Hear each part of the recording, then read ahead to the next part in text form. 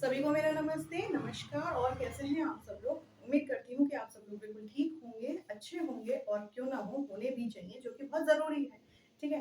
स्वागत है आपका कॉस्मिक क्लासेस में, welcome to the cosmic classes, ठीक है? आज हम चलते हैं अपने नेक्स्ट टॉपिक पर, hyper conjugation.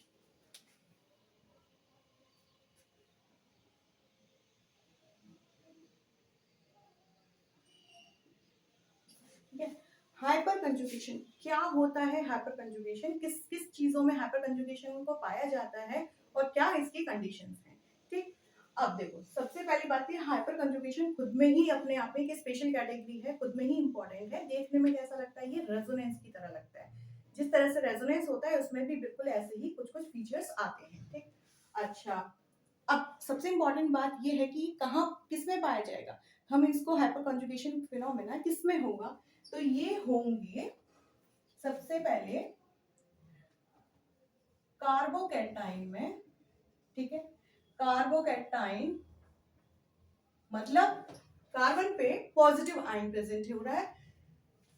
B free radicals में, फ्री रेडिकल्स इस तरह से, और सी एल्कीन्स में प्रेजेंट होंगे।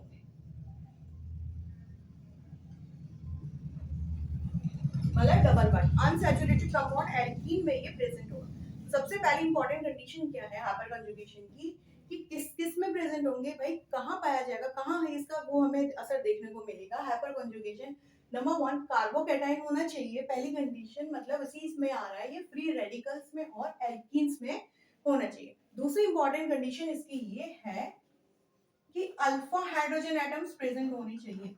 Alpha hydrogen atoms present on sp3 carbon atom. ठीक है, नजर आ रहा है आपको? ठीक है, I repeat, alpha hydrogen atoms present होने चाहिए sp3 कार्बन एटम में। तो ये दो इंपॉर्टेंट कंडीशंस हैं हाइपर कंजुगेशन की। अब सबसे पहली बात की अल्फा हाइड्रोजन कहाँ क्या होता है? ठीक है, अब ये कैसे अल्फा हाइड्रोजन को कैसे पहचानेंगे भाई? जब इसको पहचानेंगे तभी हाइपर कंजुगेशन होगा। तो अल्फा हाइड्रोजन का मतलब होता है कि डबल बॉन्ड के एडजेसेंट कार्बन एटम जो होगा और उसके ऊपर जो हाइड्रोजन एटम लगेगा उसको हम कहेंगे अल्फा हाइड्रोजन एटम। ठीक है, जैसे देखते हैं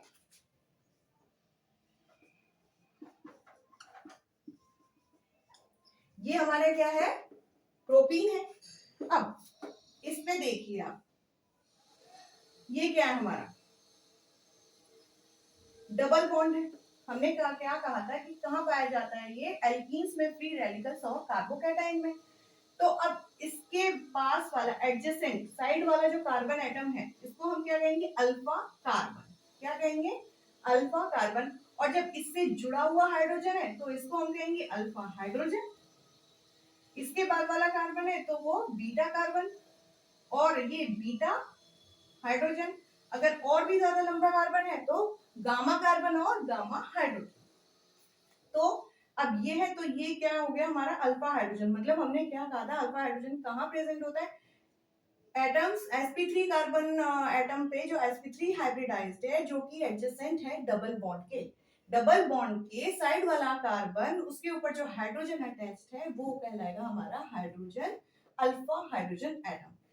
ठीक है, तो इसका मतलब तो ये हो गया कि ये जितने ज्यादा नंबर ऑफ अल्फा हाइड्रोजन हमें मिलेंगे उतनी ज्यादा हमारी कॉन्जुगेटिव स्ट्रक्चर्स बनती चली जाएंगी। तो अब इसको मैं ऐसे भी लिख सकती हूँ,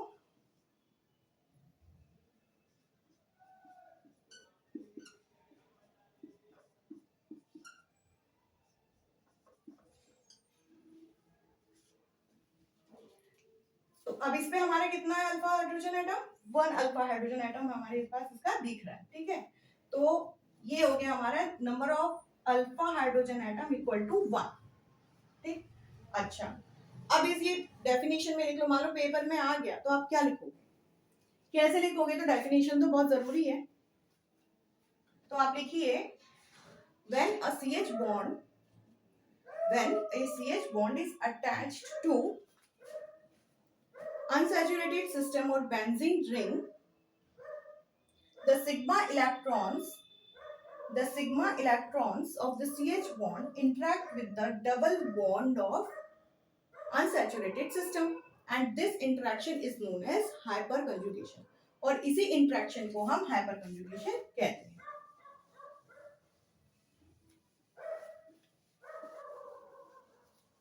इसको हम थोड़ा सा और डिटेल में समझ लेते हैं।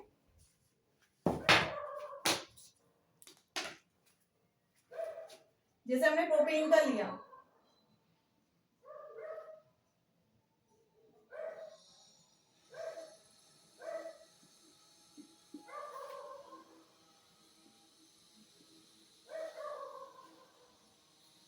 तो मैंने क्या कहा था कि ये रेजोनेंस की तरह दिखता है, ठीक है।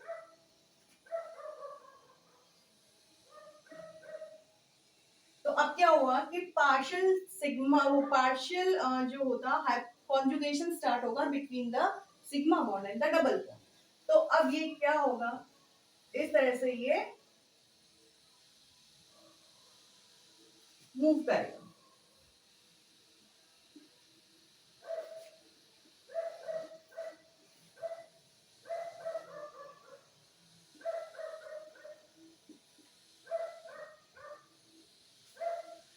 इस तरह से हम देख रहे हैं हमारा सेकेंड स्ट्रक्चर क्या हो रहा है। अब हमारे movement of electrons takes place, ठीक है। अब क्या है, इलेक्ट्रॉन का मूवमेंट हो रहा है। इसके इलेक्ट्रॉन्स इधर आ गए और इसके इधर आ गए, इस पे क्या हो गया, निगेटिव चार्ज हो गया। और इसी तरीके से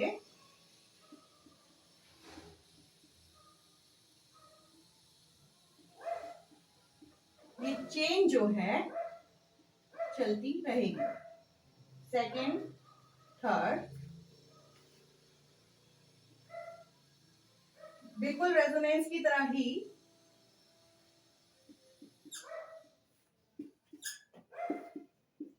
डबल हेडेड एरो लगेगा।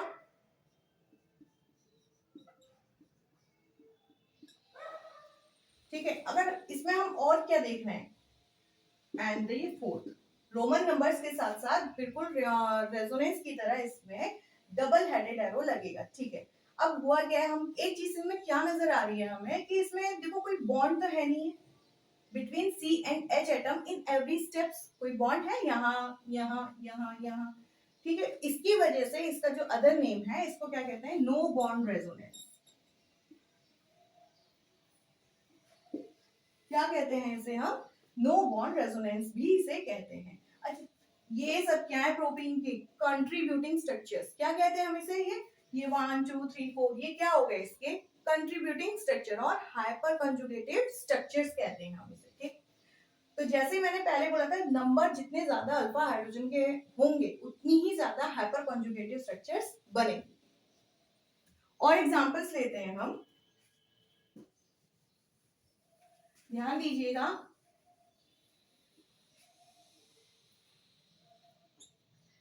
हमने क्या पढ़ा था कि हमारी कंडीशंस क्या क्या है, कंडीशंस क्या क्या है हाइपर कंजुगेशन के लिए। कार्बोकैटायन होना जरूरी है, presence of carbon cation, carbocation और sp3 हाइब्रिडाइज्ड एटम पर अल्फा हाइड्रोजन का होना जरूरी है। तो अब इसमें देखिए,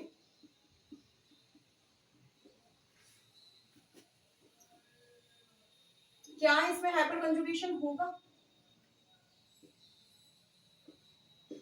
क्या इसमें हाइपर कंजुगेशन होगा, इनमें देखिए बताइए, होगा। जो हमारी एसेंशियल कंडीशंस थी उसको ये फुलफिल कर रही है कि नहीं कर रही है।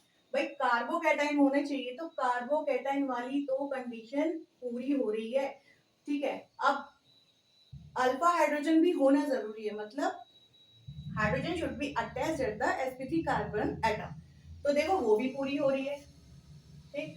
अब देखो इसमें कितने number of alpha hydrogen atoms present है।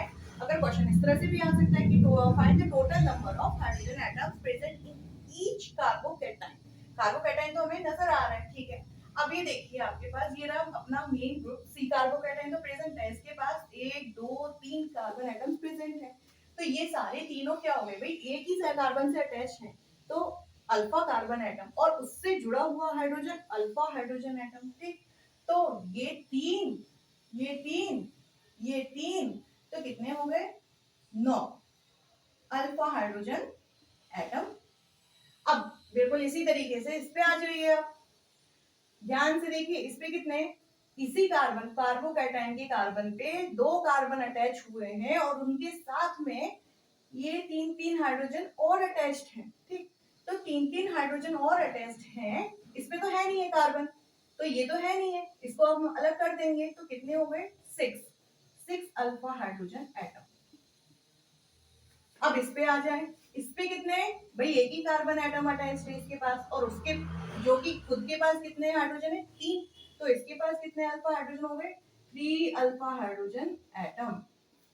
तो हम जो पढ़ रहे थे कि जितने नंबर ऑफ ज्यादा, कितने भी अल्फा हाइड्रोजन एटम जितने ज्यादा होंगे उतनी ज्यादा हाइपर कंजुगेटिव स्ट्रक्चर्स बनेंगे और उतनी ही ज्यादा स्टेबिलिटी मॉलिक्यूल की होगी। तो सबसे ज्यादा इसका है, फिर इसका, ठीक है, ये क्या है मोर स्टेबल, क्या हो गया ये मोर स्टेबल, आए समझ में। कार्बोकैटायन के दाएं बाएं और जितने भी है उसके पास अवेलेबल कार्बन एटम है वो अल्फा कार्बन एटम्स कहलाएंगे और उनके साथ जुड़ने वाले hydrogen atom alpha hydrogen atom कहलाएंगे। एक और एग्जांपल ले लेते हैं, ऐसी क्या बात, बॉन्ड CH3। अब वो कोई बोले अब इसमें बताओ भाई कितने हैं अल्फा हाइड्रोजन एटम, इस तरह से भी आ सकता है। तो हमने क्या कहा था, डबल बॉन्ड के साइड वाला कार्बन एटम, ठीक, ओके, तो ये हमारा हो गया एल्कीन ग्रुप, क्या हो गया हमारा एल्कीन ग्रुप, इसके साइड वाला carbon alpha carbon alpha carbon alpha carbon, ठीक, इसके बाद इससे अटैच अल्फा हाइड्रोजन, भाई अगर इस तरह से दो अगर लगे होते बॉन्ड तो ये 3H ये 3H, तो कितने हो गए 3 और 3 माने 6 अल्फा हाइड्रोजन एटम। तो इसमें कितने अल्फा हाइड्रोजन प्रेजेंट है 6 अल्फा हाइड्रोजन प्रेजेंट। ओके, तो इसका मतलब ये क्या दिखा रहा है, क्या बताना की कोशिश कर रहा है कि अब ये क्या है, जितने ज्यादा हमारे पास प्रेजेंट होंगे अल्फा हाइड्रोजन उतनी ज्यादा इसकी स्टेबिलिटी बढ़ जाएगी। तो it determines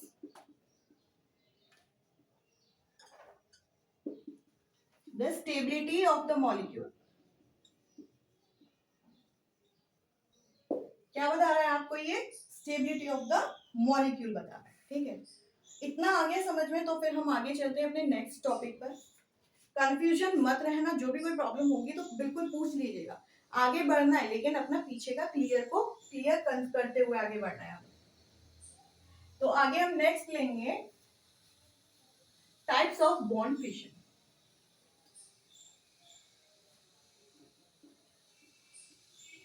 types of bond fission, ठीक है भाई।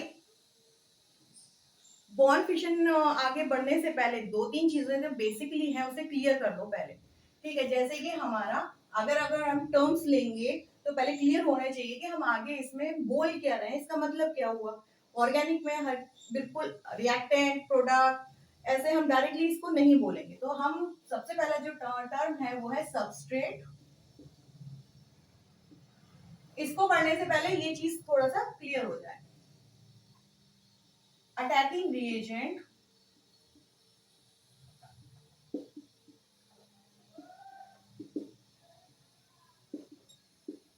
intermediates and the product। फिर से again I am going to repeat it. Substrate, अभी ये नहीं पढ़ रहे, इसकी बेसिक चीजें पढ़ रहे हैं। Substrate, attacking reagent, intermediates, products. Substrate क्या होता है, ऑर्गेनिक हमारा मॉलिक्यूल, जैसे ऑर्गेनिक मॉलिक्यूल है, हम बिल्कुल सीधे से नहीं बोल सकते कि ये हमारा क्या है रिएक्टेंट है, रिएक्टेंट ए रिएक्टेंट बी। तो जो ऑर्गेनिक मॉलिक्यूल हमारा होता है उसी को हम कहते हैं सबस्ट्रेट, ठीक है। ऑर्गेनिक रिएक्शन में जो भी हमारे पास मॉलिक्यूल है या कंपाउंड है उसको हम क्या, जो रिएक्ट करने जा रहा है, जिस चीज से वो रिएक्ट करेगा आगे फर्दर, उसे हम सबस्ट्रेट बोलते हैं। अब किसी के साथ तो रिएक्ट करेगा, कोई दूसरा वाला भी तो रिएजेंट प्रेजेंट होना चाहिए, अकेले तो कैसे रिएक्ट कर लेगा। तो जिसके साथ रिएक्ट करेगा उसको हम कहते हैं अटैकिंग रिएजेंट।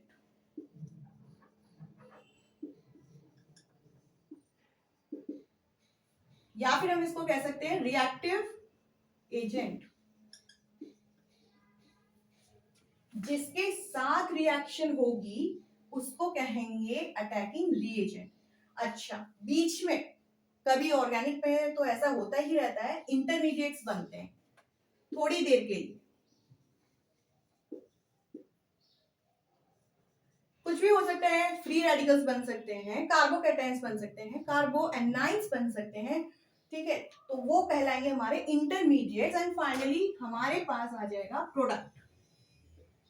प्रोडक्ट जो स्टेबल कंपाउंड होगा, जहां रिएक्शन खत्म हो जाती है, जब हमें लास्ट में जो हमें अवेलेबल मिलेगा, प्रोडक्ट मिलेगा, उसको हम क्या कहेंगे, प्रोडक्ट। ओके, अब आगे चलते हैं हम टाइप्स ऑफ बॉन्ड फिशन। तो भाई ये है टू टाइप्स के, homolytic fission and next heterolytic fission. जैसा नाम वैसा काम। होमो माने एक जैसा, लाइक, लाइटिक माने फिशन मतलब ब्रेकिंग, स्प्लिट, फिशन तो आगे लिख ही रहा है। लाइसिस या लाइटिक माने टूटना, होमो माने एक जैसे, एक जैसे सिमिलर वे में अलग अलग टूटना। हेट्रो मीन्स सभी को पता है डिफरेंट, डिफरेंट तरीके से टूटना, ठीक है। अब कैसे, पहले डेफिनेशन लिख लो,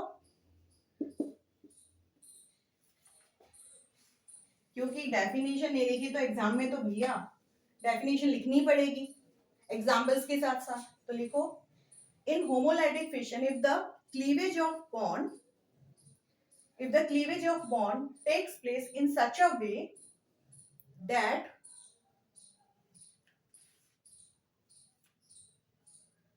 one of the electrons of the shared pair moves towards the different species, अलग अलग उसमें अलग अलग एक इलेक्ट्रॉन शेयर चला जाएगा। फॉर एग्जाम्पल,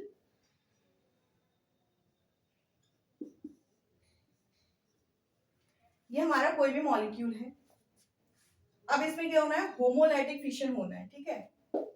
होमोलाइटिक मतलब एक जैसा, तो इस तरह से ये जो सिमेट्री होती है ये कैसी होती है, इसकी एक यूनिफॉर्म सिमेट्री होती है। तो इसकी कैसी सिमेट्री होती है, यूनिफॉर्म सिमेट्री। तो इस तरीके से ये हमें दे देगा एक इलेक्ट्रॉन इसके पास, एक इलेक्ट्रॉन इसके पास, तो ये हमारे क्या मिल गए, फ्री रेडिकल्स। क्या मिलेंगे हमारे पास, क्लीवेज इस तरीके से हुआ कोवलेंट बॉन्ड का कि दोनों एटम्स के पास अपने अपने एक एक इलेक्ट्रॉन प्रेजेंट है, इक्वली में शेयर हो गए, ठीक है। और ये जो है, अगर ये बॉन्ड है, ये डबल हेडेड, एक तो होता है डबल हेडेड एरो और एक हो गया हाफ हेडेड एरो। तो जब क्लीवेज अगर दोनों के पास इलेक्ट्रॉन बराबर बराबर में पहुंचेंगे तो हाफ हेडेड एरो से ये इसको हम शो करते हैं। एग्जाम्पल जैसे क्लोरीन। अब क्लोरीन कैसे टूटेगा, अपने आप तो नहीं टूटेगा, इसको तो एक्स्ट्रा एनर्जी की जरूरत पड़ेगी, ठीक। एक्स्ट्रा एनर्जी की जरूरत मतलब कैसे, बहुत हीट एनर्जी, लाइट एनर्जी की जरूरत पड़ेगी। तो मान लो इसमें फोटोलाइसिस हो गया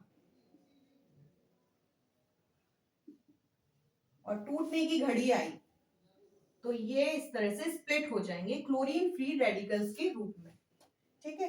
किसके रूप में, क्लोरीन फ्री रेडिकल्स के रूप में ये स्प्लिट हो जाएंगे। एक और ले लेते हैं, methyl chloride. Again homolytic fission हो रहा है, यहाँ पर फोटोलाइसिस हो रहा है, एक्स्ट्रा एनर्जी की जरूरत पड़ रही है, then it will give rise to methyl free radical plus chlorine free radical. Okay, got it. ये हो गया हमारा होमोलाइटिक फिशन, समझ रहे हैं ना, जिसमें क्या इलेक्ट्रॉन्स का जो पार्टीशन हो रहा है वो बिल्कुल बराबर हो रहा है। होमो में एक जैसा पार्टीशन हो रहा है, दोनों के पास अलग अलग अपने एक एक इलेक्ट्रॉन्स बराबरी शेयर हो जाते हैं। और हमें क्या मिल रहा है, free radicals, it give rise to the free radicals. Next क्या है हमारा, हेट्रोलाइटिक,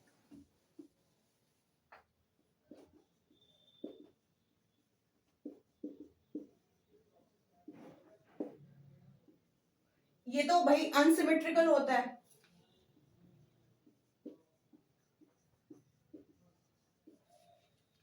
इसमें तो इक्वली शेयर नहीं होता, एक ही के सारे इलेक्ट्रॉन्स एक ही जगह ले जाता है, दूसरे को बिल्कुल खाली कर जाता है। मान लो इसका क्लीवेज इस तरह से हो रहा है, तो सारे इलेक्ट्रॉन्स तो बी ले गया, ए को बिल्कुल खाली कर गया।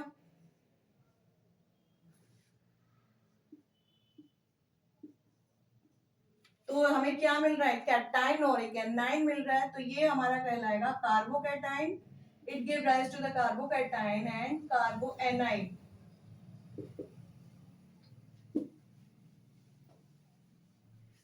बिल्कुल अलग हो गया। कहा तो होमोलाइटिक ने बराबरी की साझेदारी करी और हेड्रोलाइटिक में एक जना ही सारी पावर को ले गया और दूसरा बिल्कुल अकेला खाली रह गया।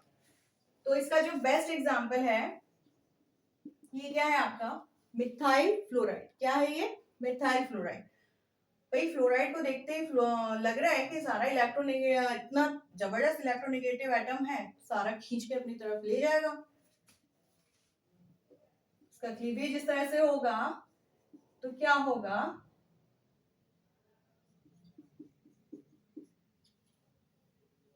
ये बन गया आपका कार्बोकैटाइन और it give rise to the anion. Carboanion मतलब इसने क्या किया भाई, ये सारे, जाहिर सी बात है, दिख ही रहा है मोस्ट इलेक्ट्रोनेगेटिव एटम है, तो सारे के सारे इलेक्ट्रॉन्स खींच के अपनी तरफ ले गया and it give rise to the carbocation and the carboanion as well. ठीक है, तो ये चीज आपको समझ में आई, types of the bond fission important है, ध्यान दीजिएगा।